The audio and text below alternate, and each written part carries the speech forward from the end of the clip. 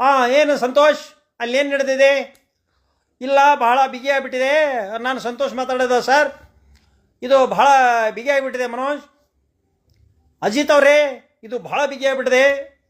ಹಾಗಾದರೆ ಇದು ಈ ಕೇಸಿನ ಒಂದು ಅಂತರ್ದಂಗ ನಾನು ಅಜಿತ್ ಮಾತಾಡ್ತಾ ಇರೋದು. ಸಂತೋಷ್, ಅಲ್ಲಿ ನಡೆದ ನಿನಗೆ ಅನಿಸಿದ ಪ್ರಕಾರ ಸಾಕ್ಷ್ಯಾಧಾರದ ಮೇಲೆಗೆ ಇದು ಟಿ ವಿಯರ್ ಹೇಳೋದು.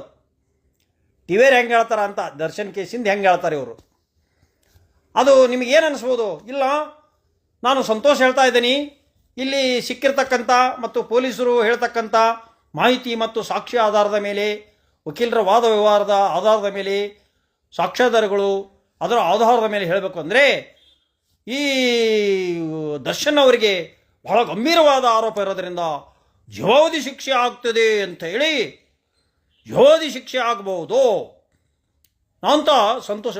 ಸಂತೋಷ, ಹಾಗಾದರೆ ಜೀವಾವಧಿ ಶಿಕ್ಷೆ ಆಗ್ತದಾ? ಕೊಡಿಸ್ಬೇಕು Ajit Hanumakkanavar and gang. Ajit Hanumakkanavar and gang ಅದಿರಲ್ಲ, ನೀವು ಅಷ್ಟರು ನ್ಯಾಯ ಕೊಡಿಸ್ಬೇಕು. ಕೊಕಾರ ಲೋಗ ಹಿಡಿತಾರ, ಅವು ಯಾವ ಗೊತ್ತಿಲ್ಲದವರು. ದರ್ಶನ್ ಕೇಸ್ ಬಗ್ಗೆ ಏನು ಹೇಳ್ತಿದ್ದಿ? ಲೋಗ ಹಿಡಿತಾರೆ, ಏನು ಹೇಳ್ಬೇಕ್ರಿ ಅವರು? ಸಾಮಾನ್ಯ ಮನುಷ್ಯರು. ನಾನೀಗ ಹೇಳಿನಲ್ಲ, ಇದು ಕರೆಕ್ಟು, ಇದೇ ಆಗೋದು. ದರ್ಶನ್ಗೆ ಏನಾದರೂ ಆದರೆ ಬೇಲ್ ಸಿಗ್ತದೆ.